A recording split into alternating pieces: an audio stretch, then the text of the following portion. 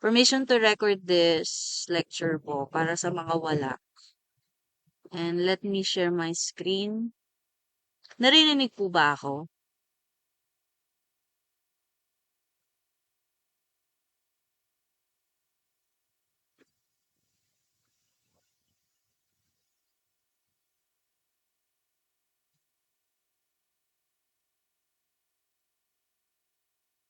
So, konting introduction na lang tapos proceed na po ako sa examples kasi anong oras na rin. It's already 8 o'clock.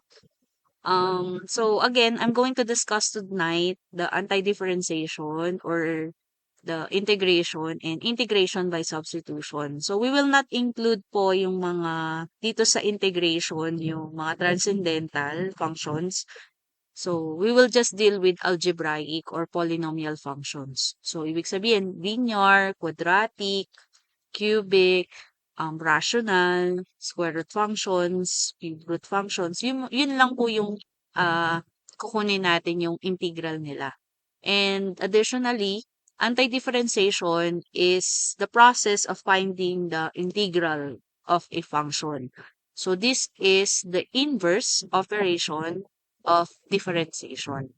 So again, sa calculus, we have two major parts. The first part is the differential calculus, which tackles about functions, uh, limits, functions, and derivatives. So, alam natin sa derivatives, we talks about slope problem. So, the second part is the integral calculus. So, under integral, so, syempre, dyan papasok itong anti-differentiation.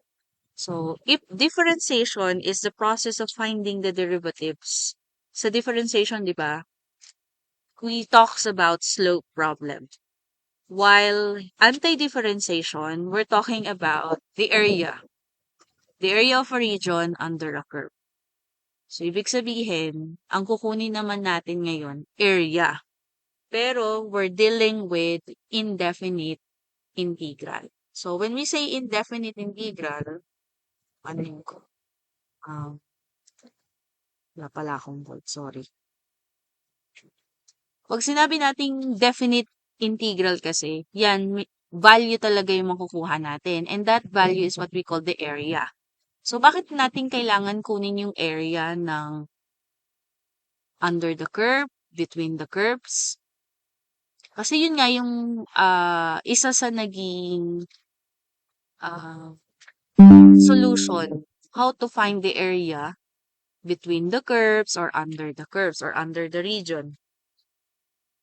So, that is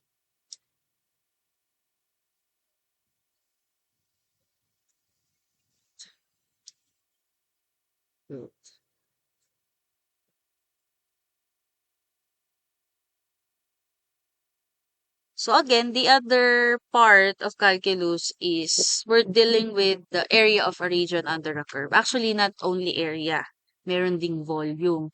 Eh, di ba sa geometry, kung i-review lang natin ang very short, we're just dealing with area ng mga regular and irregular polygons. Like for example, the area of rectangle, area of triangle, area of square, area of circle. So, puro sila regular polygons. And also the area of irregular polygons. Pero sa irregular polygons, we also use yung mga formula ng um, regular. Ang gagawin lang natin for us to get that is we form regular shape dun sa irregular. Tapos, kunin natin yung sum ng area na yon para makuha yung area ng buong irregular polygon na yon. So, for a while ha, kapal kasi masyado.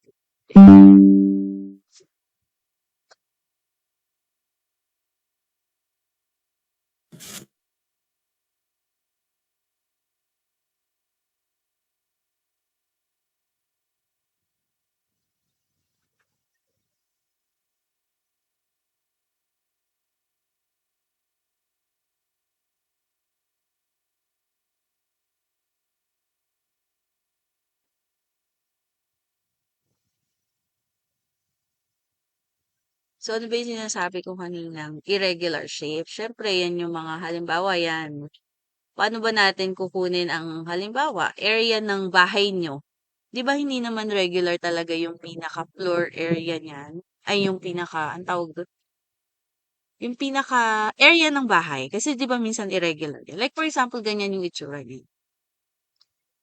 So, gagawin natin, bubuo tayo ng mga irregular shape. Halimbawa, meron dito, right triangle. So, gagamitan mo pa area ng triangle dito. Tapos, halimbawa, this is rectangle.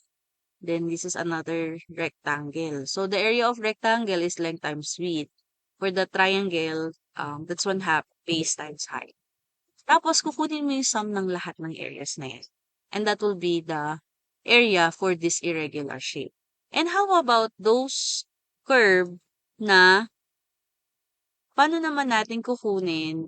Kasi sabi, sa calculus, sa differential, slope ng different curves. Ba? Hindi lang line ang kinuha natin, but also yung mga ngayon naman, area ng other curves. Kasi hindi lang naman laging ganyan yung itsura niya. So, like for example, you have a parabola opening downward. So, this is x. We want to find the area. Bawa yan. So, from 2 to 4. Pag sinabing definite integral, meron tayong value ng lower and upper limit ng A at B. Ano ba yung A at B dito? Halimbawa, from 2, yan yung A mo, to 4, this will be your upper limit. So, kukunin natin yung area nito. Hindi naman natin pwedeng gamitin dyan ang, halimbawa, circle. Hindi naman kasi circle ang shape niya. May curve siya, yes. Pero what is the appropriate formula for us to get the area of this? So, dito na papasok ang calculus. Okay? Yung value na makukuha natin dyan, yun yung area. Pero we're just dealing how to integrate or get the antiderivative of the given function. Ibig sabihin, i-integrate lang natin, pero hindi natin kukunin yung area niya. Okay? So, that's one of the contributions ng calculus. How to get the area under the curve. Meron naman dalawang curves. Merong line dito, halimbawa, may line dyan. Kukunin natin ito lang. Itong part lang na to. So, syempre, iba din yung formula niyan. Pero that is also under integral. So, that's one of the contributions. We can also find the volume. Pero, hindi na natin yun kaya pang i-explain. But by the way, so they are inverse. So, parang sa addition, the inverse of addition is subtraction. Yan. The inverse of multiplication is division. Kasi 'di ba, we can check our answer halimbawa sa subtraction. Kaya natin i-check kung tama 'yon. Kung i-add natin yung difference dun sa isang sa subtrahen, dapat makuha natin yung minuwin. Ganon din sa multiplication and division. When you divide two numbers, you may check your answer, your quotient kung tama by multiplying the quotient by the multiplier. Dapat makuha natin yung multiplicand. Ganun din sa raising to powers and extracting roots. So, ang powers and roots, they are also inverse. So, sa calculus, they are inverse operation. Okay? Ang inverse of operation ng differentiation is anti-differentiation. So, from the word differentiation, from the word difference, nagsusubtract tayo. Dahil sila ay opposite, they are inverse. Dito naman sa anti-differentiation, mag-a-add naman tayo. So, anti-differentiation is the process of finding the set of all antiderivatives of a given function. So, so this is the symbol for the integration, parang S. Kasi nga, nag-a-add naman tayo ngayon. So, differentiation from the word, isang symbol ng derivative is dx. Kasi dito naman, nagsusubtract tayo using sa power rule. Like sa power rule, nagsusubtract tayo ng 1 sa power. Right? So, dito naman sa integration, yung symbol niya parang S. Kasi nga, merong isang rule na ginamit for us to get the area of this shaded part. Okay? Ang ginawa niya, that's trapezoidal rule. Nagbuo siya ng mga maliliit na rectangle at kinuha niya yung sum na yon. But the answer is only approximate. Pero sa calculus, kaya niyang kunin yan ng exact. Okay? Kasi nga sa trapezoidal, dahil hindi naman talaga rectangle yung mabubuo mo dyan. Di ba, bubuo ka ng rectangle dyan, eh may shape nga eh, may curve siya. So, the answer is only approximate. Pero by the help of integral calculus, we can find the area under the curve, between the curves. Okay? So, next. So, dahil nga inverse operation sila, ibig sabihin, when we get the derivative of this, tapos yung derivative natin, i-integrate natin siya. Pag in-integrate mo siya, malalaman mong tama to kung yung sagot natin sa integral ay babalik tayo sa original. Pero syempre, hindi na natin makukuha dito yung value ng constant. Kasi as we all know, derivative ng constant ay 0. So, kaya dito sa integral, lagi siyang may plus c. Pag may plus c, ibig sabihin that's indefinite. Wala kasing value dyan ng a at saka b, ng lower and upper limit. Kaya nilalagyan lagi sa dulo ng plus c. Okay? Pero pag definite integral, dahil may value na yung lower and upper limit, ibig sabihin, meron na tayong exact value na makukuha, and that is what we call the area. Sa calculator, we can find the area. Halimbawa, yung the integral of negative x, negative,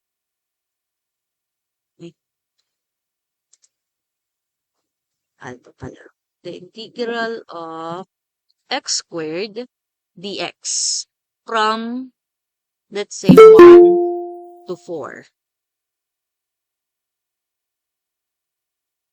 Yan. So, this is an example of definite integral. Okay? Meron tayo diyang makukuhang value. Yun na yung area niya.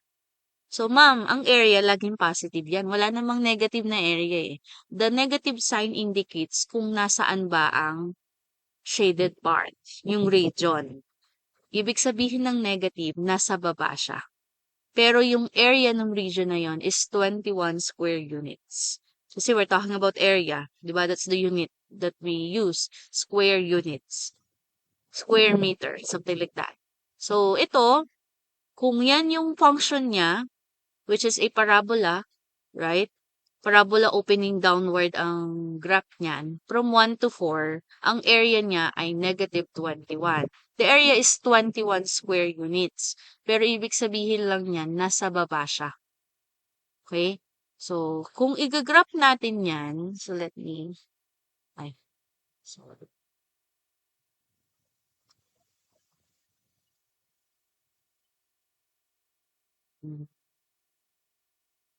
Sabi ko saglit lang yung introduction ko. Kaso, very useful kasi yung calculus talaga.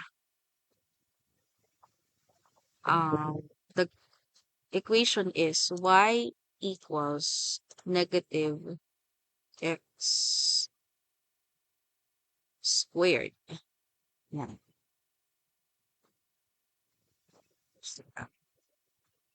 Yan siya. Pero lalagyan natin ng from 1.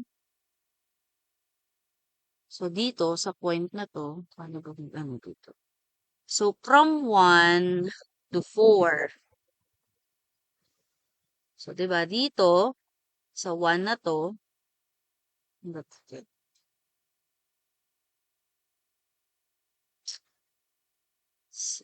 so, 1, 0.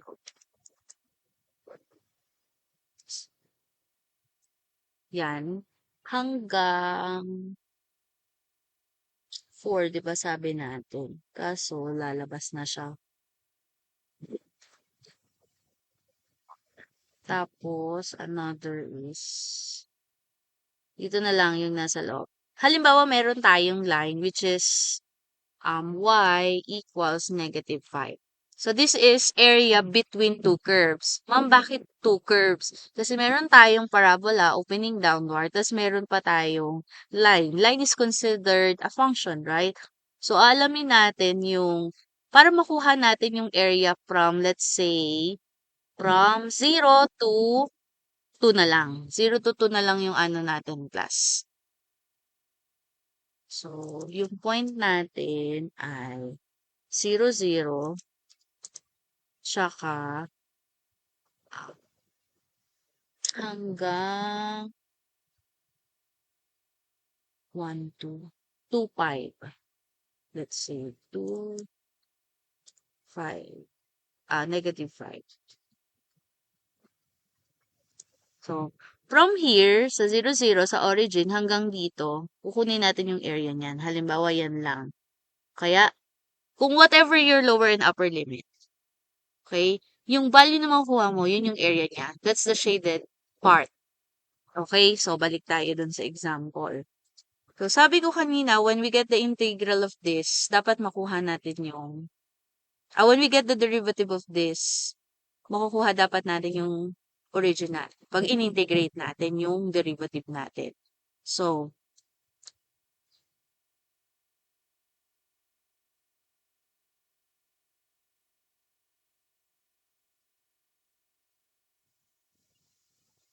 sorry naman, pangat yung, nawala talaga sa isip ko na may online. Pagod kasi ako sa KL. Anyway, so that is the given. When we integrate this, when we get the derivative, we'll have y prime equals. So the integral, the derivative of 4x cubed is 12x squared. The derivative of 5x squared is 10x. The derivative of 6 is 0. Okay? So, pag ginamitan natin to ng integral, one of the formulas, meron ding tinatawag na power rules sa integration. So, ito yung katumbas niya. So, the integral of x to the n dx is, pag nag-i-integrate kasi tayo, dapat may symbol ng integration. Yun yung inaano niya na kailangan mong kunin yung antiderivative ng function at mer dx. Hindi ka pwede mag-integrate ng walang symbol ng integration at saka dx.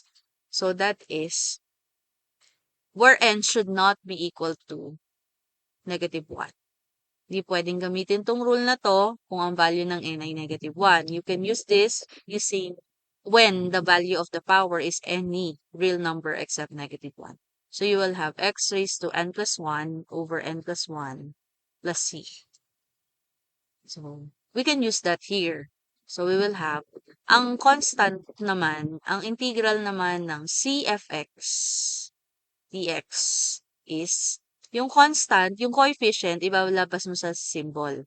So, the coefficient of integral of f of x dx. Ibig sabihin, i-integrate mo tong function na to. Like this one. So, i-just natin to. We will have 12 integral of x squared x, to yung derivative natin, plus 10 is a coefficient, so lalabas mo sa symbol, x dx. So, dahil meron niyang mga power, di ba ang x ang power niya na 1, pwede natin gamitin ang power rule. So, 12, integral of x squared dx using power rule, we will have x raised to 2 plus 1 over 2 plus 1 plus 10. Integral of x raised to 1 dx, again, we can use power rule kasi ang power naman natin ay hindi negative 1. So, we'll have x raised to 1 plus 1 over 1 plus 1 plus c. Laging magpa-plus c tayo. Okay? Kasi yan yung constant na hindi naman natin makukuha yung sakto. Ibig sabihin lang, may constant lagi sa dulo. Kasi ang derivative naman kasi nun ay 0.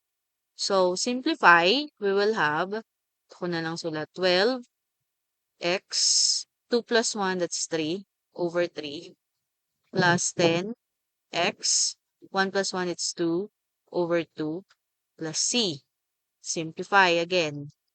12, fraction bar means division, divide by 3, it's 4, x cubed, plus 10, divide by 2, it's 5, x squared, plus c, which is the given. So, ibig sabihin, tama yung derivative mo, kasi when you integrate it, bumalik ka sa original. Diba? Ganun naman yung idea ng inverse. Ba? Ang addition at subtraction, they are inverse. Kasi when you subtract the two numbers, malalaman mong tama ang 8. Kung itong dalawa ay i-add mo at ang sagot ito, babalik ka sa original. Okay? So, now let us try example dun sa module. So, wag niyong pansinin yung mga formulas na merong trigonometric. So, we will just include yung mga formulas na for algebraic. So, these are the basic integration formulas. So, again, pag sinabing basic, it doesn't mean na madali siya. Ang ibig sabihin lang niya, diyan nagsimula lahat ng formulas. Lahat yan ay pwede mong gamitin whatever the function is. Algebraic man siya or transcendental siya. Tulad sa differentiation, yung product rule, power rule, quotient rule, yung mga yon, chain rule, implicit, we can use whatever the function is. Minsan nga, kahit sa implicit, diba? Dahil nga implicit siya, implicit differentiation ang gagamitin mo. Which is, mga examples sa implicit ay mga relations. Diba? So, ganun din dito. These are the basic integration formulas na pwede natin gamitin, whether algebraic man siya or transcendental. Pero, sa exam, ang kasama lang ay algebraic. Dito po sa transcendental ha, kasi sa derivative, in-include ko ang transcendental. So, number 1 is that the integral of 0 dx is constant. Kasi di ba laging may plus c? Bakit ba lagi siyang may plus c? Kasi nga, ang derivative naman kasi ng constant ay 0. So, pag kinuha mo ang derivative ng constant, pabalik ka rin sa 0. Pa? Number 2, the integral of dx is x plus c. Kasi ang derivative ng x ay dx. Pa? That's one of the symbol ng derivative. Pa? Kasi ang derivative ng x ay 1. Which is also the dx. Kasi dapat nga laging may symbol at may dx. Dx is also the symbol for derivative. Number 3, the integral of k dx is kx plus c, where k is any constant. Sino ba yung mugla?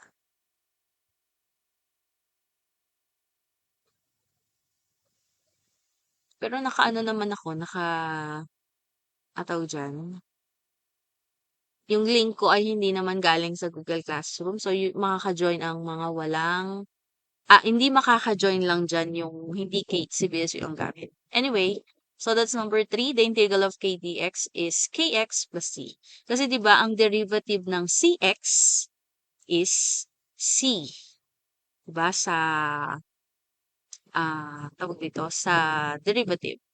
So, ang gagawin mo lang naman dyan, yung number 3, ilalabas mo yung k sa integral, ang derivative ng dx ay x. So, kx plus c. Number 4 is the power rule sa integration. The integral of x to the n dx is x raised to n plus 1 over n plus 1 plus c, where n should not be equal to negative 1. Number 5, the integral of cf of x dx is, again, yung coefficient ni f of x, ilalabas mo siya sa symbol. So, magiging c, then integral symbol, then you integrate the function. So, again, lahat yan, when you integrate, dapat merong integral symbol tsaka dx. Number 6 is the sum and difference rule. So, you have to integrate each term. Yun lang din naman yan. Yung idea sa sum and difference sa derivative, you integrate each term, whether addition man or subtraction. So, sa 7, subtraction rule. Okay? The integral of f of x minus g of x dx is the integral of f of x dx minus the integral of g of x dx. Now, let's try example. So, yung number 8 at number 9, that is for transcendental, hanggang 15. Kasi trigonometric yan. So, hindi yan kasama. Yung example dito, we'll just skip yung mga hindi algebraic. Number 3, sabay na natin yan.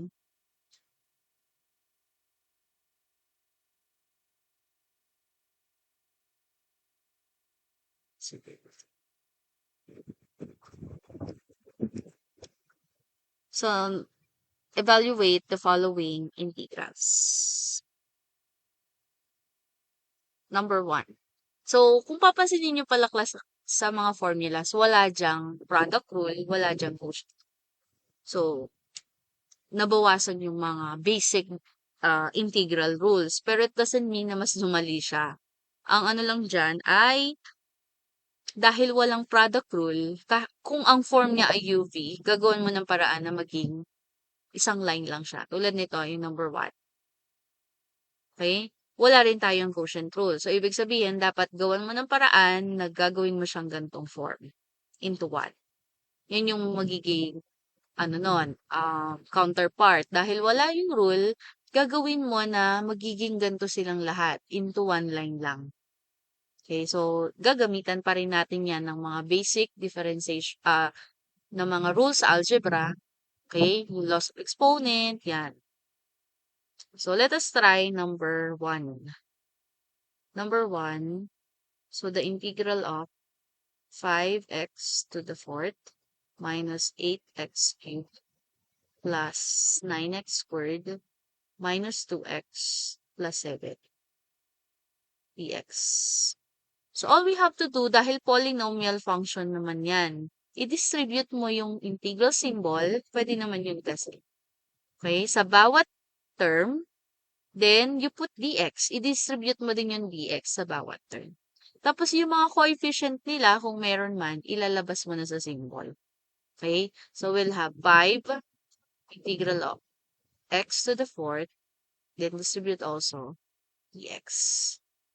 Minus 8 integral of x cubed x plus 9 integral of x squared dx minus 2 integral of x dx plus 7 integral of dx. Now, dahil yung mga form ng mga nasa loob ng symbol, integral symbol at saka ng dx ay naka-power. So, ibig sabihin, i-check mo kung ang value ba ng n ay hindi equal sa negative 1, which is lahat naman sila ay positive. So, 5 integral of x to the fourth dx using power rule will have x raised to 4 plus 1 over 4 plus 1 minus 8. Integral of x cubed dx is x raised to 3 plus 1 over 3 plus 1 plus 9 integral of x squared dx, that's x raised to 2 plus 1 over 2 plus 1 minus 2 integral of x dx, di ba ang x may power yan na 1, x raised to 1 plus 1 over 1 plus 1 plus 7, integral of dx is x plus c. Do not forget, plus c, kasi indefinite yan. Okay, next, simplify again. So, 5, x, 4 plus 1, it's 5 over 5, minus 8, x, 3 plus 1, it's 4 over 4, plus 9, x, 2 plus 1, it's 3 over 3, minus 2, x, 1 plus 1, it's 2 over 2, plus 7x plus c. So, isimplify mo nang isimplify hanggang wala ng fraction bar. 5 divide 5, it's 1. So, x to the fifth na lang. Negative 8 divide 4, it's negative 2. X to the fourth. Plus 9 divide by 3, it's 3x cubed. Negative 2 divide 2, it's negative 1. So, negative x squared plus 7x plus c. That is the answer for number 1. X to the fifth minus 2x squared plus 3x cubed minus x squared plus 7x plus c. Can you follow? So, number 1. Okay.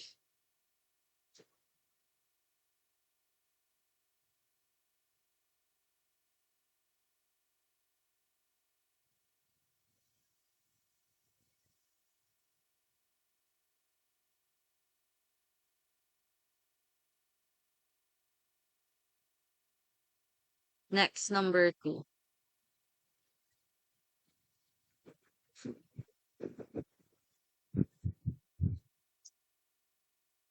Number 2. Kung wala nang tanong, we'll proceed to next example.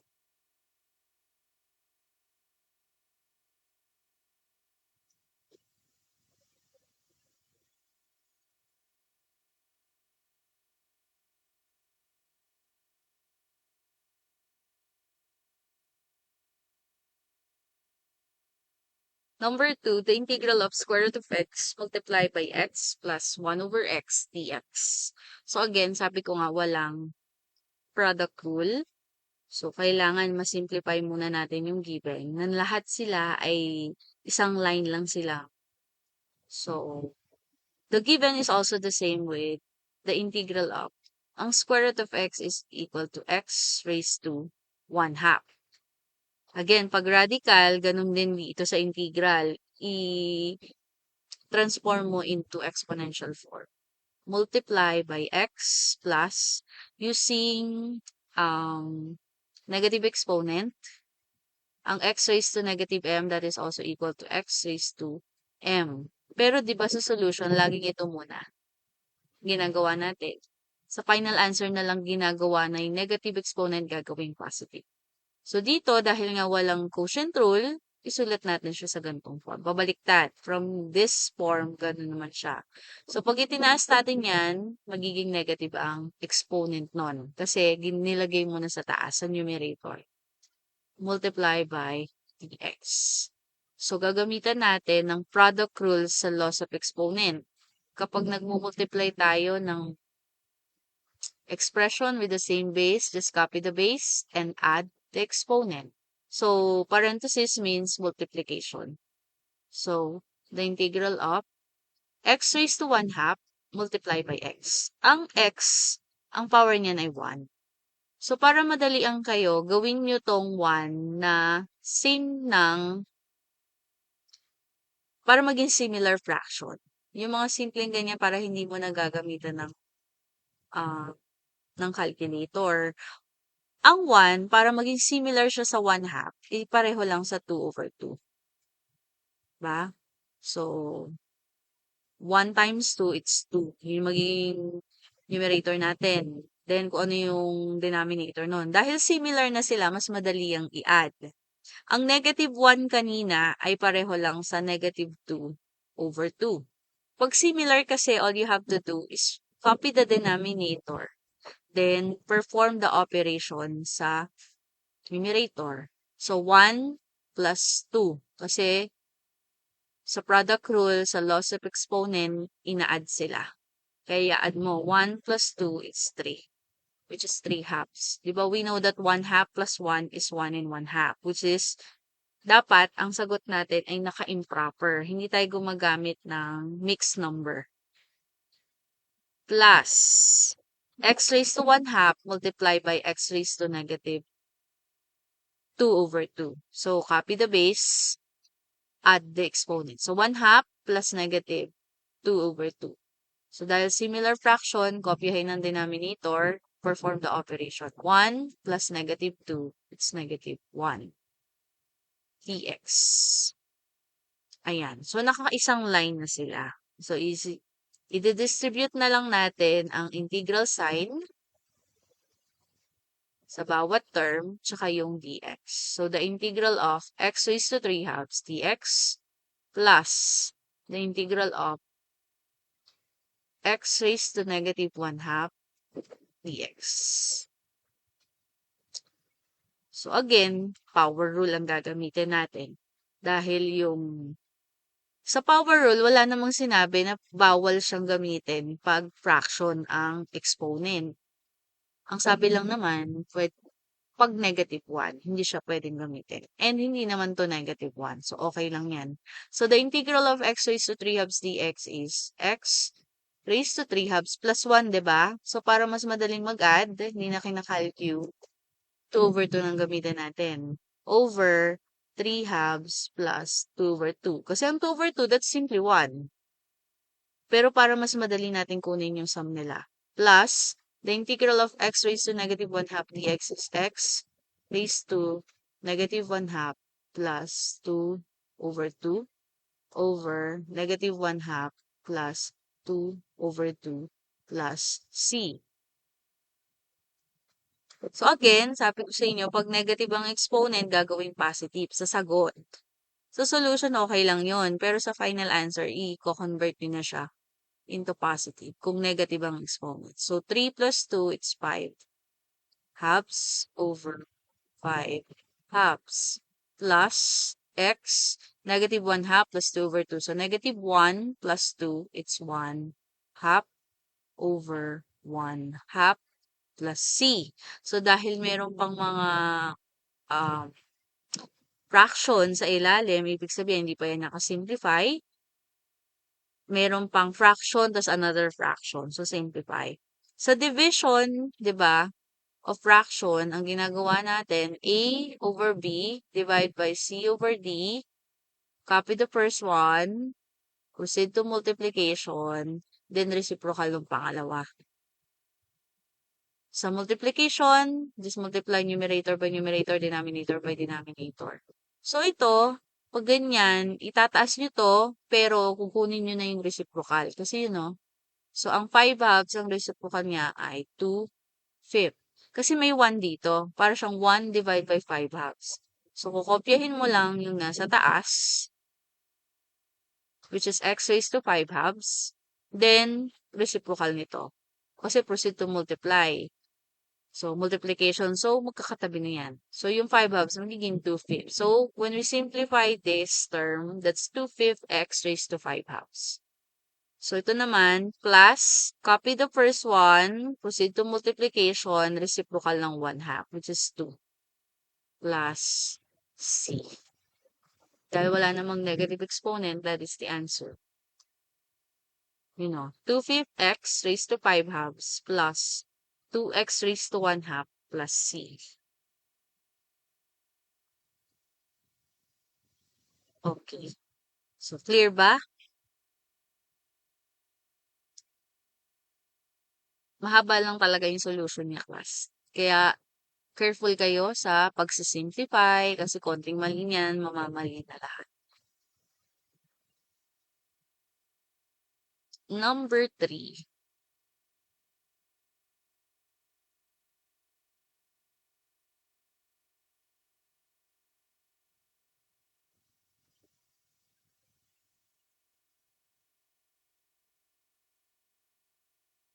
Number 3, the integral of 5t squared plus 7 over t raised to 4/3 dt. So, dito ang variable niya kasi t. Karaniwan kasi dx, di ba? X ang variable niya. Okay lang yan. Variable lang naman yan eh. Ang variable naman ay we represent it using any letter. So, again, sa rule natin, wala namang formulas ng integration, walang quotient rule.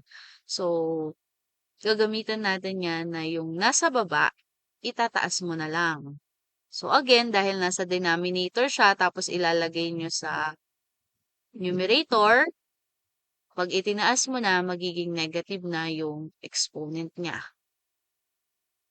Yan. So, syempre, dahil may parenthesis, simplify. So, the integral of 5t squared multiplied by t raised to negative 4/3. So, lalabas yung kanyang coefficient. Then, t, ang t squared, ang 2 ay para ring 4 over 2. Sorry, 3 pala yun. So, 3 pala dapat ang... So, i-multiply natin ang 2 sa 6. Sa 3, which is 6 na siya. 6 over 3. So, gagawin ko to 6 over 3 para similar term sila. Similar fraction. Okay? So, kasi 6 divided by 3 is tapos, itinaas ko to, kaya naging negative yung exponent niya. So, 6 plus negative 4, it's 2/3 dt. So, didistribute ko na rin yung symbol at saka yung dt. Last, 7 multiplied by t raised to negative 4/3, it's 7 integral of t raised to negative 4/3 dt. So, yan. We can apply again what's this? We can apply the power rule since hindi naman negative 1 yung exponent. So, 5 integral of t raised to 2/3 dt using power rule. That's t raised to 2/3 dahil 3 ang denominator plus 1, di ba? So, 3/3 ang gagamitin natin. 2/3 plus 3/3 kasi 3/3 that's 1. Plus, ay, ganyan.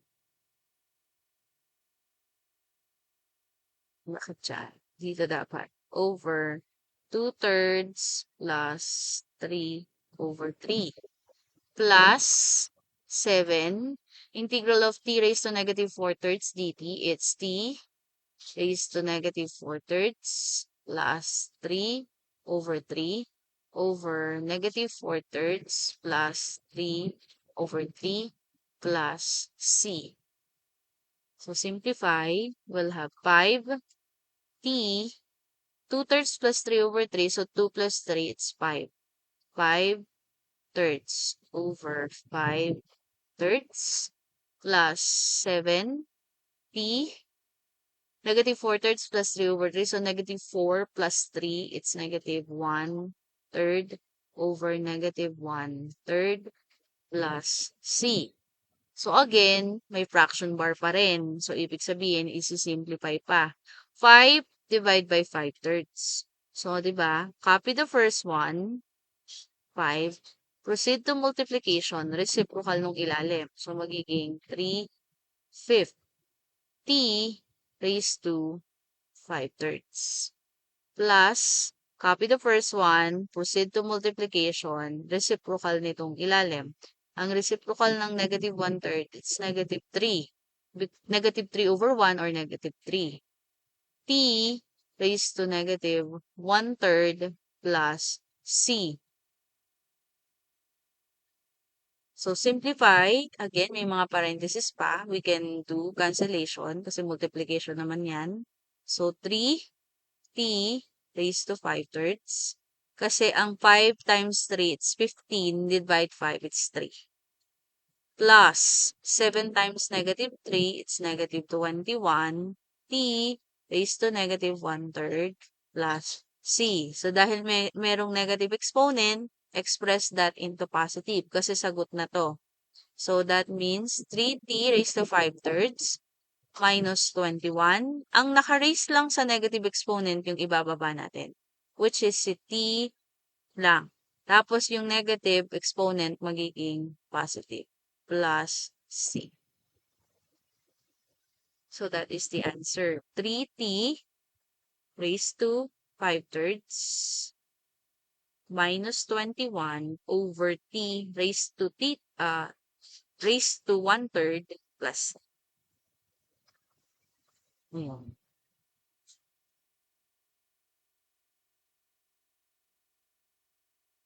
Nasundan po ba?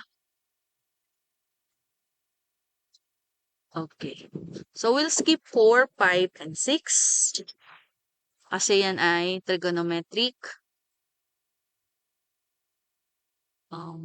Number 7 na lang.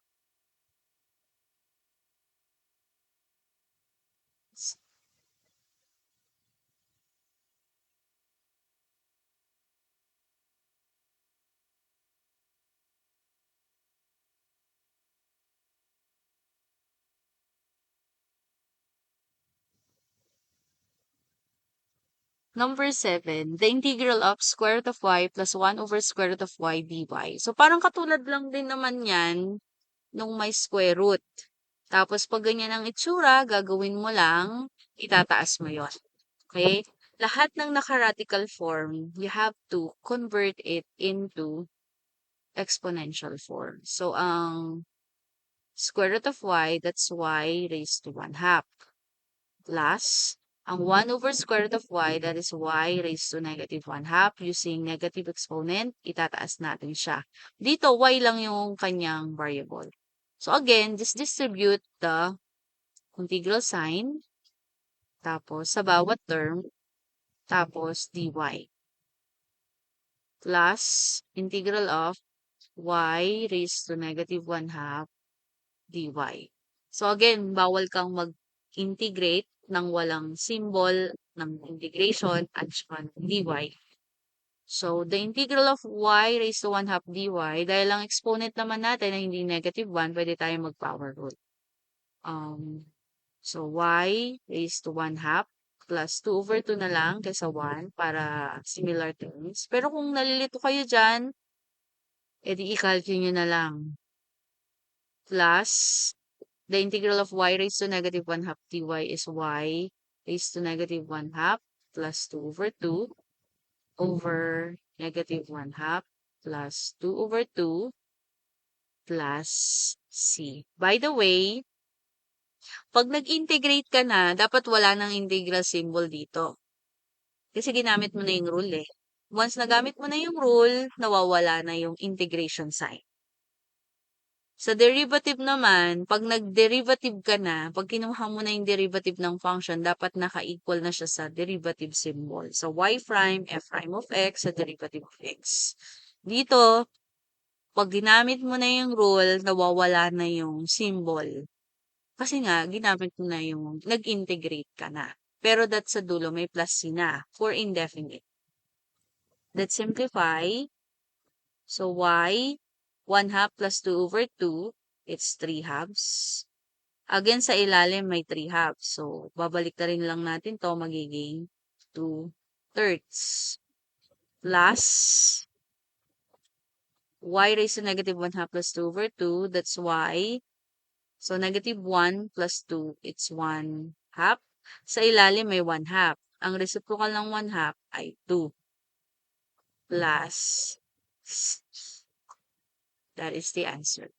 2/3 y raised to 3/2 plus 2y raised to 1/2 plus c. So, kung gusto mo, yung exponent, pero hindi na kasi variable naman eh. Okay na to. So, that is the answer for number 7.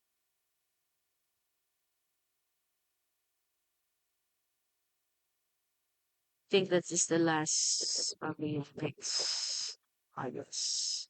8, 9, 10 kasi ay puro trigonometric din siya. Meron ding natural exponential. Okay? So, that's how we integrate. So, kailan papasok ang integration by substitution? Ang integration by substitution is the counterpart ng chain rule sa derivative. So, ibig sabihin, dahil chain rule siya, kailan ba natin ginagamit ang chain rule sa derivative? Diba? Pag meron tayong mga radical functions, yan. Pag meron tayong mga higher power, okay? Another thing, dito naman sa integration, kailan mo siya gagamitin? Bukod doon, na may mga radical, may mga higher power, yung mga given yan. Tingnan nyo. Diba? Yun yung hint din sa integration by substitution. Pero bakit siya tinawag na substitution? Kasi class, yung derivative niya, kailangan dito marunong kang kumuha ng derivative. Kasi kukunin mo yung derivative ng base na naka-raise sa higher power, dapat yung derivative niya nandito rin sa given. Halimbawa, dito, ang naka-raise dito sa higher power or radical, which is the radicand, yung derivative ng radicand, dapat ito siya. Nandun din siya sa given. And we always put gx kasi dito. Okay? So, ganun gagamitin ang integration by substitution. Para hindi mo na kailangan mag-expand pa. Lalo kung mataas yung power niya, malaki yung power to the 8th power, to the 10th power. No need to do that. Using integration by substitution, we can also find that. And also for the radical functions. So, the process of integration can be made easier by using a method called integration by substitution. So, this method is used when an integral contains some functions and its derivatives. Yung derivative ng isang function, which is this is composite. Yung nasa loob niya, yung g of x, nandun din yung derivative niya. Ano bang derivative ng g of x? G prime of x dx. Kasi 'di ba sa integral laging may dx din. So in the above illustration, g prime of x is the derivative of g of x, which represent we let g of x be equal to u. Tapos, yung g prime of x, that's du. 'Di ba ang du, that's the derivative of u, which is the u prime also. So, kung ang g of x ay u, then g prime of x is the du. So, magkakaroon ka ng form na integral of f, ang g of x, that's u. Ang g prime of x dx is the du. So, yan na siya. Ibig sabihin, lahat dapat dito, before you integrate, lahat sila naka in terms of u. Yun na yung variable niya. Originally, in terms of x ang variable. Pero when you use integration by substitution, kaya ka nga magsa-substitute, ba? Gagamitin mo yung u mo para ma-simplify siya. So, lahat ng variable dito, in terms of u na siya. Okay, then replace u by g of x. Sa final answer, babalik ka na dapat naka in terms of x na siya. So, let us try example. So, the given number 1, that is, may, ano dyan, may typo. It should be 5x cubed, yung itong nasa baba. 5x cubed plus 3x minus 1. So, mukha na naman siyang, kung titingnan mo yung given pa lang, parang ang hirap na niyang kunin. So, gano'n naman lagi parang kung ibabase natin sa itsura ng function, parang lagi ang hirap ng gagawin. Mahaba lang yung solution, sa totoo lang. Pero, kaya kinukuha natin yung other form nila. Kasi minsan pag ganyan may square root na, may squared pa, diba? May cube root, then may square. Parang mukha siyang komplikado. Pero ito ang pinakamadaling method sa integration, ang substitution. Siguro para sa akin, pero pagka nasanay ka na, yan, siya yung mas madaling gawin. Alright, so the integral of 5x squared, so again, this is cube. Yan, cube yan plus. 5x squared, the integral of 5x squared plus 1 over the cube root of the square of 5x cubed plus 3x minus 1 x. So, again, pag merong naka-radical form, laging convert that into exponential. Kasi wala namang rule whether sa derivative or sa integration na ang form niya ay naka-radical. So, lagi siyang i-convert into exponential. So, the integral of 5x squared plus 1 over the square of, cube root pala. So, that is 2 thirds. Over the cube root of the square of 5x cubed plus 3x minus 1. Why it's 2/3? So, yung power sa loob, that's the numerator. Yung root, that's the denominator. Okay, so ito yung exponential form ng cube root of the square, which is, ang power niya ay 2/3. So, next. Ang u, you let u. So, paano malalaman kung ano ang u? Yun lagi yung naka-raise sa higher power o kaya yung radicand. Yun lagi yung u mo. Okay? Kasi yun yung kailangan natin i-simplify. Makuha yung derivative nung nasa loob, pinaka-base. So, we let u be equal to 5x cubed plus 3x minus 1. Kasi yun yung radicand natin. Then, you get the derivative of that. The derivative of 5x cubed is 15x squared. The derivative of 3x is 3. So, dito, you always put the x. So, dahil binomial, I put parentheses. So, you can also simplify that. Ang 15 tsaka 3, ang common nila ay 3. So, factor out 3. 15x squared divided by 3, that's 5x squared. 3 divided by 3, that's 1. Dx. So, sa given, meron tayong 5x squared plus 1 dx. Take note, itong given, pwede yung ganyan siya. Si dx, pwede mo lang siyang ilagay sa numerator. So, yung given natin, the integral of 5x squared plus 1, si dx, pwede siyang ilagay sa gitna or sa taas lang. Pero hindi mo siya pwedeng ilagay sa denominator. Para na lang talaga kung yung given nasa baba siya. So, dahil nasa gitna siya, pwedeng nandyan siya or nasa taas lang, sa numerator lang.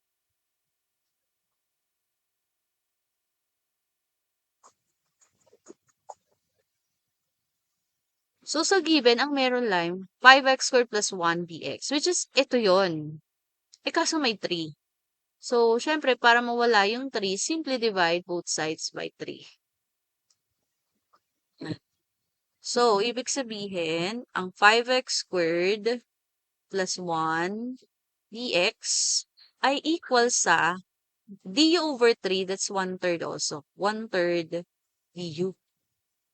So, ire-represent mo na to ngayon na lahat sila ay in terms of yun na yung variable. So, integral of, ito ay equal sa 1/3 du. Di ba pag coefficient, nilalabas na yan sa sign.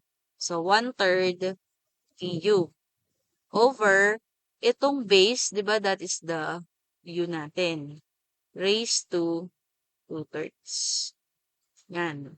So, kung papansinin nyo, sa mga una natin, kanina dito, puro kasi sila monomial yung nasa denominator. Yan o, monomial, isang term lang yan. Kaya okay lang, kayang itaas. Gamitin yung negative exponent. Pero, take note, yung negative exponent na yun, hindi mo yun pwedeng gamitin kung maraming terms. Binomial, yan. Tulad nito, trinomial, tapos may radical. Hindi yan basta-basta pwedeng itataas mo na lang. Okay? Kung papansinin nyo, ang negative exponent ay naka one term lang. Yun o, isa lang siya.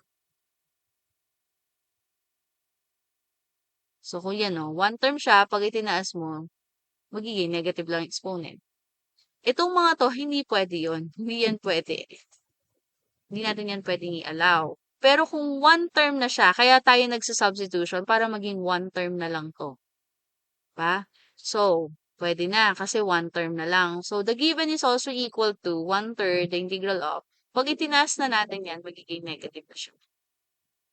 Pwede na natin gamitin ang power rule. Kasi one term na lang siya.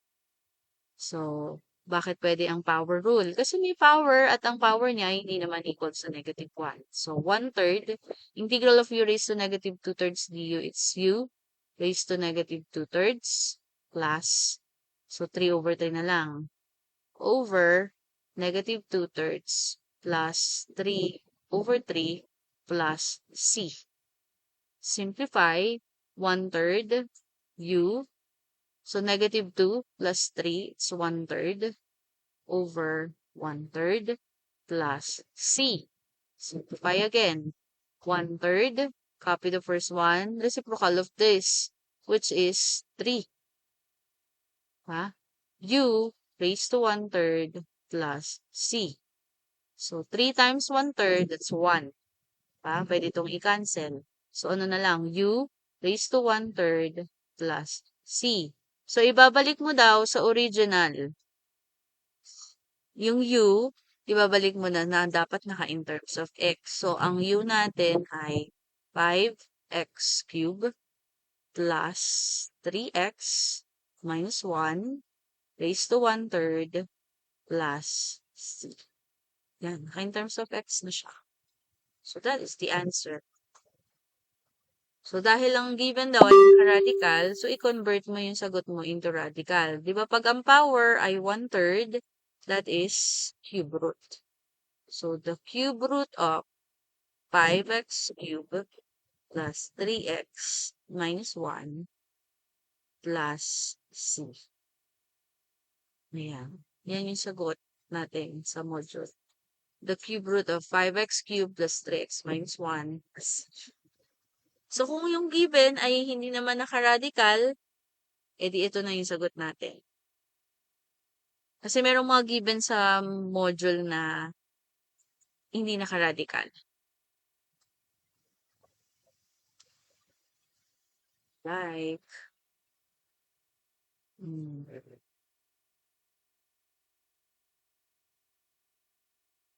this one. So, 9 at 10. Pero hindi ko na yan masasagutan lahat class kasi anong oras na din eh. Number 2.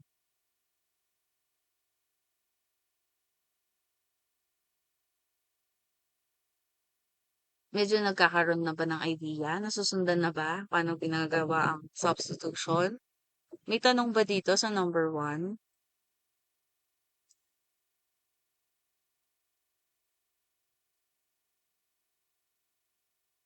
Wala pa. Wala pa kayong question. So, next, let us try another. Again, you have to practice. Kaya ang sabi ko sa inyo, huwag kayong magre-review kung kailan kinabukasan exam na. Kasi bago ko yan natutunan, marami akong nasolve. Sinolve at sinolve. Marami na akong tinuruan. Bago ko yan na-practice. Bago ko yan natutunan. You need to practice. So, next. The integral of x square root of x squared minus 6 dx.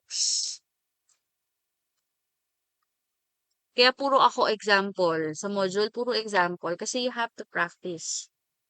Para malaman mo kung naiintindihan mo siya. Pag nag-review kayo, hindi pwedeng, ito na yan. Dapat you try to solve it. Tapos bago nyo tingnan yung sagot. Para malaman nyo kung nasusundan nyo ba, natutunan nyo ba talaga siya. Yung malalaman yun. Hindi sa babasahin lang ang math. Hindi siya Okay. Number 2, the integral of x, square root of x squared minus 6. So, this is just the same way. The integral of, for sure, itong u natin. Ang derivative niya nandito. So, pwede natin pagtabihin na natin yung x dx. So, ang square root, that is raised to 1/2. Kasi dahil isang term lang naman talaga sila actually. Kaso hindi sila pwede kasi basta-basta i-multiply dahil may radical symbol, may power. Magkakaiba na ng power. Diba ang pwede lang i-multiply yung same ng power? Pareho lang yan dito. Kasi isang term lang naman eh. Diba si x kahit saan naman yan eh, yung mga pwesto nila. Okay? So, tinabi ko na siya kay dx kasi for sure, ang u mo ito. So, ang derivative niya nandito. So, again, ang u natin, yung yung radical, yung nasa loob ng symbol, which is x squared minus 6. So, get the derivative of u. Derivative ng x squared, that's 2x. Again, you put dx. So, derivative of negative 6, 0. So, derivative of x squared minus 6 is 2x dx. Sa given, meron lang tayong x dx. So, you have to divide both sides by 2. So, ang x dx ay equal sa 1/2 du. So, yung given natin, integral of, ang x squared minus 6 ay equal sa u raised to 1/2. Ang x dx natin ay equal sa 1/2 du. Di ba pag mag-i-integrate tayo, sabi ko kanina, kailangan may symbol. Siyempre, merong du kasi yun na yung variable ngayon eh. Kanina, may integral symbol, may dx. Kasi yung variable natin ay x. Kung y ang variable, dapat may symbol at saka may y, may dy. Kasi yun yung variable. Kung t ang variable, dapat may symbol at merong na yun. Example natin kanina, 1, 2, to. Kung t ang variable niya, dapat dt tsaka yung symbol ang meron. Okay? Kasi hindi ka pwedeng mag-integrate ng walang integral symbol. At saka yung du or dx. Whatever the variable. Yan. So again, isang term na lang siya. yung form niya, ka-power. So, power rule yan. Kasi, ang power mo, hindi naman negative 1. So, 1 half integral of u raised to 1 half du. So, 1 half plus 2 over 2 over 1 half plus 2 over 2 plus c. So, 1 half u, 1 half plus 2 over 2. So, 1 plus 2, it's 3 halves over 3 halves plus c. So, i-simplify ko na. 1 half divided by 3 halves. So, copy the first one. Proceed to multiplication. Reciprocal nito. Reciprocal ng 3 halves is 2 thirds. Pwede ko tong i-cancel. U raised to 3 halves plus C. So, 1 over 3. So, 1 third na siya. 1 third U raised to 3 halves plus C. So, ibalik natin na ang U ay naka in terms of X. So, ang U ay equal sa X squared minus 6 raised to 3 halves plus C. Saan yung sagot nito? Wala na crap yung sagot. Anyway, dahil may 3 halves, di ba, is 1 and 1 half. Ibig sabihin, this is just the same with, meron kang isang buo at kalahati. Square root. Equal lang din yun dyan. Pwede rin naman ang 3 halves, di ba? 1 third. Kasi hindi kasi siya magandang tingnan. Plus 1 third. Tapos, dahil ang denominator mo, that's square root of the cube. Pag ganyan kasi ibig sabihin, pag mas malaki pa to, dito, ibig sabihin, kaya pang i-simplify yan. Plus C. Pwede naman yan. Kaso, ano pa?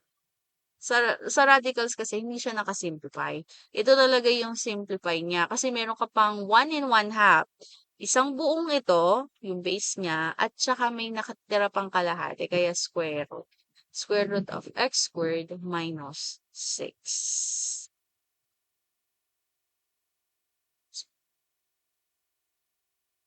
This one, 1 third multiplied by x squared minus 6 multiplied by square root of x squared minus 6 plus yun siya. So, i-check nyo na lang kung sa choices ba ay naka-simplify, naka-radical form ba, naka-exponential form. So, yung number 3 ay almost, parang katulad lang nito, pero nawala lang yung x dx. So, hindi natin try yung number 3. Sige, number 4, para may higher power naman tayo.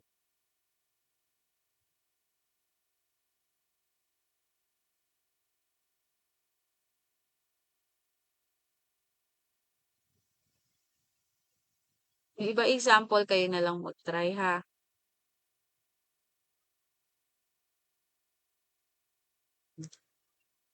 Number 4, the integral of x squared multiplied by the 8th power of 5 plus 2x cubed dx. So, for sure, magkatabi ulit itong x squared tsaka yung dx. Kasi ang u naman ay laging yung nasa, yung base, lagi ng naka higher power. Like this one, ang u natin, 5 plus 2x cubed. Kasi siya yung naka-raise sa higher power, which is 8. Yung given ay equal din dyan. So, pagtatabahin ko na to, para makita natin na yung, dapat yung du natin, magmukhang x squared dx. Alright. So, dito, ang u natin ay 5 plus 2x cubed. So, get the derivative of that. Derivative of 5 is 0. Derivative of 2x cubed, 3 times 2, it's 6x squared dx. Ayan, malapit na. May x squared dx dito, kaso may 6. So, you divide both sides by 6. So, ang x squared dx ay equal sa 1/6 du. So, the integral of, ang 5 plus 2x cubed, yun ang u natin, raised to 8. Ang x squared dx natin, that is 1/6 du.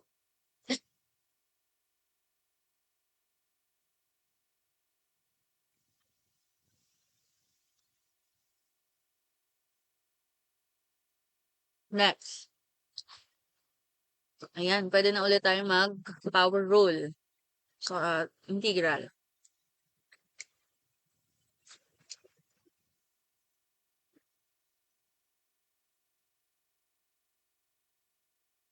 So, 1/6 using power rule, the integral of u to the 8 power du is u raised to 8 plus 1 over 8. 8 plus 1 plus c. So, 1/6 u raised to 9 over 8 plus 1, 9 plus c. So, di ba sa multiplication, just multiply numerator by numerator, denominator by denominator. So, 1 times u raised to 9, it's u raised to 9 over 6 times 9, it's 54. Or 1 over 54, u raised to 9. Pareho lang yung tasa. Kasi may 1 dito. So, 1 over 54, u raised to 9 plus c. Which is, yung u, ibabalik na natin sa in terms of x. Ang u natin ay 5 plus 2x cubed. So, 1 over 54, ang u is 5 plus 2x cubed raised to 9 plus c. Gusto nyo ito. Ang u ay 5 plus 2x cubed naka-raise sa 9 over 54 plus c. Pareho lang yung plus. Okay? Nasundan ba? Number 4. Isasend ko na lang sa inyo yung recorded video ko para meron kayong mabalikan. Actually, marami naman to sa YouTube.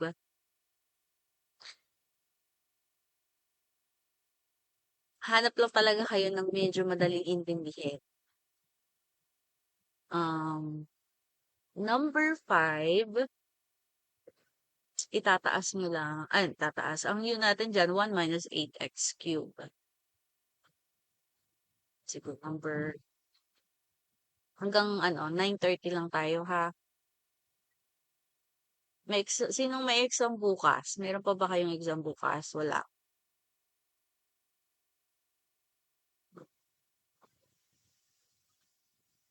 Sa online talaga wala laging nagsasalita. Heart na lang, ganyan. Number 5, the integral of 4x squared over the 4th power of 1 minus 8x cubed dx. So, pag may nakita na kayo sa given na coefficient, pwede nyo pa rin yan class ilabas. Yan. So, again, yung given, pwede natin ilabas si 4 kasi coefficient naman siya ni x squared eh. So, 4 integral of x squared. Again, si dx, pwede mo nang ilagay sa taas na lang. Okay? Over 1 minus 8x. The 4th power of 1 minus 8x cubed. Yan. So, again, ang u natin ay yung may naka-raise sa higher power, which is 1 minus 8x cubed. So, derivative of u, derivative ng 1, 0. Derivative of negative 8x cubed, it's negative 24x squared dx. So, meron tayo x squared dx lang sa given. So, divide both sides by negative 24. So, x squared dx ay equal sa negative 1 over 24 du. So, 4, ang x squared dx ay equal sa negative 1 over 24 integral of du. Yun pala. Yun na. Ang x squared dx ay negative 1 over 24 dahil siya ay coefficient, nilabas ko na siya. Du. Over ang 1 minus 8x cubed, that's u raised to 4. Simplify. 4 times negative 1 over 24. So, pwede nyo simplify. So, this is 1. This is 6. So, 1 times negative 1, it's negative 1, 6. Integral of. So, itatas na natin ang u raised to 4. So, magiging u raised to negative 4 du. Now, we can integrate. So, negative 1, 6. Using power rule. The integral of u raised to negative 4 du is u raised to negative 4 plus 1. Again, pwede tayo mag-power rule kasi hindi naman siya negative 1 yung power. Over negative 4 plus 1 plus c. Pag nag-integrate ka na, nawawala na yung symbol, may plus c sa dulo. So, negative 1, 6, u, negative 4 plus 1, it's negative 3, over negative 3 plus c. So, negative divide by negative, magiging positive na. So, this is 1 over 6 times 3, 18. Dahil naka-negative yon, ibababa ko na siya dito. Magiging positive na yung exponent. Plus c. So, the answer is 1 over 18. Ang u natin ay 1 minus 8x cubed. So, cube sa labas plus 1 over 18 multiplied by the cube of 1 minus 8x cubed plus.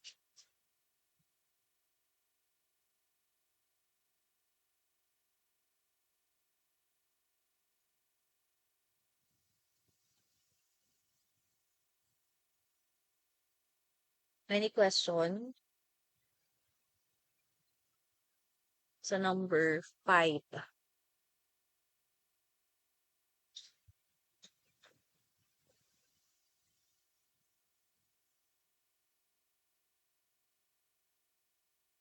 Wala na? Okay. Last example. Pili tayo yung medyo yung mahaba ang solution. Number 6. 6.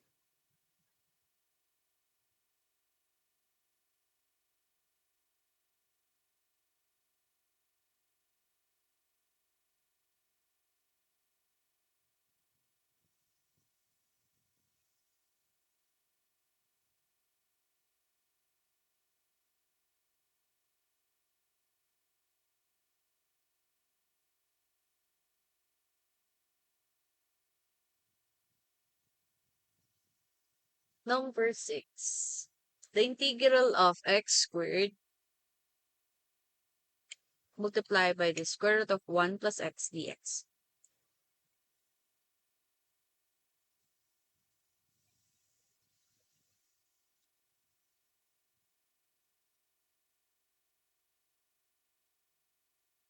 Again, we have integral of x squared square root of 1 plus x dx.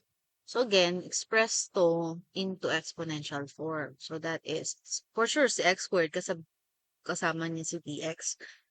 Kasi ang radicand, yun yung ating u. So, the integral of 1 plus x, ang square root that's raised to 1/2, x squared dx. Tabi ko na, kasi for sure, ito yung u, yung derivative niya ay nandito. Okay? So, we let u be equal to 1 plus x. When we get the derivative of that, ang derivative ng 1, 0. Ang derivative ng x ay dx. Kasi ang derivative ng x, 1. Eh, di ba lagi tayo nagdadagdag ng dx? Eh, ang meron sa given ay x squared. So, ibig sabihin, pag ganyan, you have to manipulate ito. Okay? Itong u equal to 1 plus x. So, paano yung manipulate? Si x lang ang kukunin natin. So, ililipat natin si 1 sa kabila. By the way, hindi nyo pwedeng pagsamahin ang u at saka x na variable. Lagi silang magkahiwalay. So, ang pwede lang yung constant. So, u, lipat natin dito sa kabila, sa left side, magiging minus 1 equals x. Dahil ang given ay x squared, i-squared mo to. So, ang x squared, u squared both sides, ay equal sa the square of u minus 1. So, ang given now is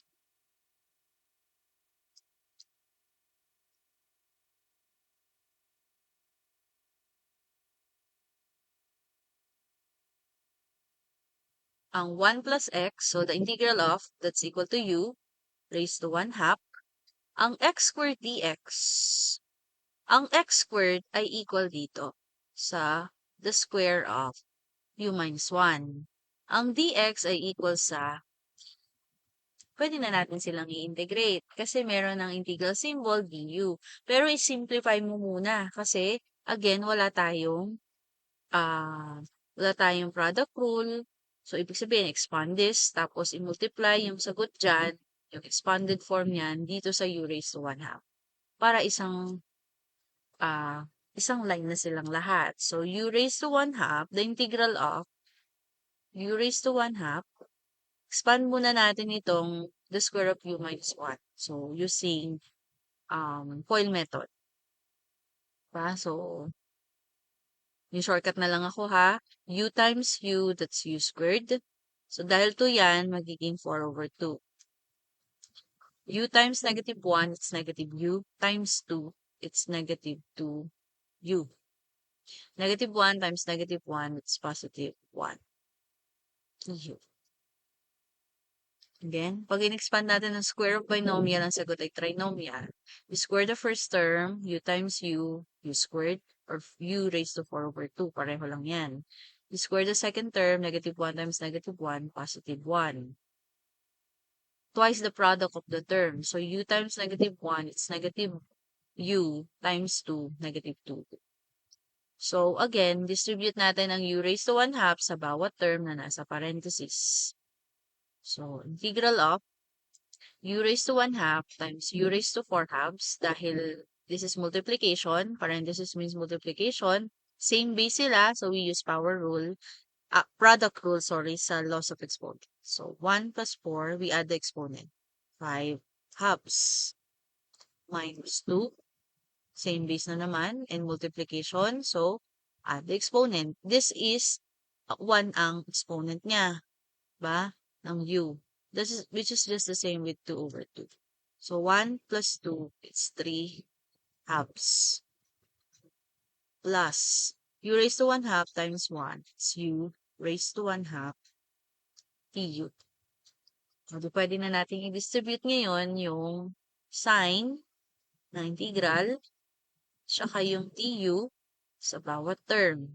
Yung mga coefficient, ilalabas na natin sa symbol. Tulad ng ginawa natin kanina. So, dahil lahat sila, meron ng integral symbol, may du, we can use now yung mga formulas sa integration. So, dahil yung power nila, hindi naman negative 1, we can also use power rule. So, the integral of u raised to 5 halves du is u raised to 5 halves plus 2 over 2 over 5 halves plus 2 over 2 minus 2. Integral of u raised to 3 halves du is u raised to 3 halves plus 2 over 2 over 3 halves plus 2 over 2 plus the integral of u raised to 1 half du is u raised to 1 half plus 2 over 2 over 1 half plus 2 over 2 plus c. Simplify. So, u 5 halves plus 2 over 2. So, 5 plus 2, it's 7 halves. Kunin ko na yung reciprocal niyan, which is 2 over 7. Minus 2. U.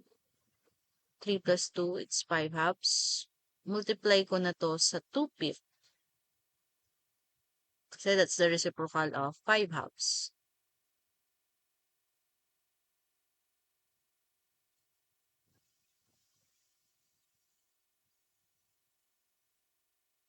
Again, copy the first one. Plus ito, nasa taas lang. So, magiging 5 halves. Reciprocal niyan ay magka-level lang dapat kasi ito ay 2/5 plus u. So, 1 half plus 2/2. It's 3 halves. Reciprocal, 2/3. u raised to 1 plus 2, it's 3 halves plus c. So, ibabalik na natin yung u be equal to, mga ulit yung u natin, 1 plus x. 2/7 multiplied by 1 plus x raised to 7 halves. Simplify this, negative 2 times 2, it's negative 4/5. Ang u is 1 plus x raised to 5 halves plus 2/3. Ang u ay 1 plus x raised to 3 halves plus c. That is the answer. Ang haba. Kaya sa mathematics, bawal ang tamad. Tsaka bawal ang walang pasensya. Kasi ang solusyon niyan mahaba lagi. So that is the answer. 2/7 multiplied by 1 plus x raised to 7 halves minus 4/5 multiplied by 1 plus x raised to 5 halves plus 2/3 multiplied by 1 plus x raised to 3 halves plus. So, nangyayari naman na ganyan, humahaba, kapag, ayun nga, yung given, wala talaga sa derivative. So, gagawan mo ng paraan na makuha mo talaga yon. Kasi hindi pwede dito na may variable x. Okay? So, yan siya. So, nasend ko na naman sa lahat ng section. 2A, 2B, 2C, 2D, yung lecture. I mean, yung mga example. Yan din naman yon yung in-example ko nung Monday na nag-online class ako nung Monday. Yan din yung class.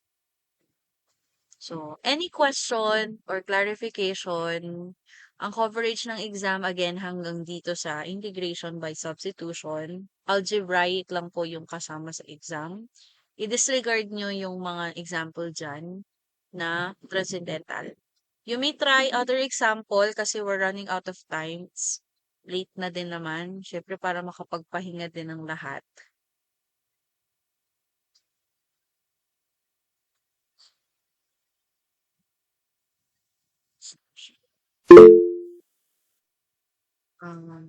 Saan na?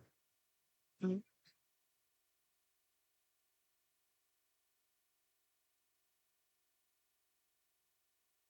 Yes po. Any concern, question na gustong sabihin?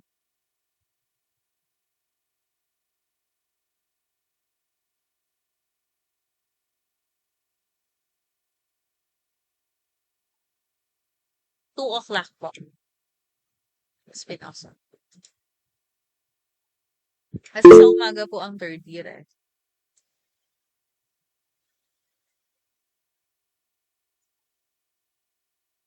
Okay, so any more question, clarification pa po? Meron pa ba?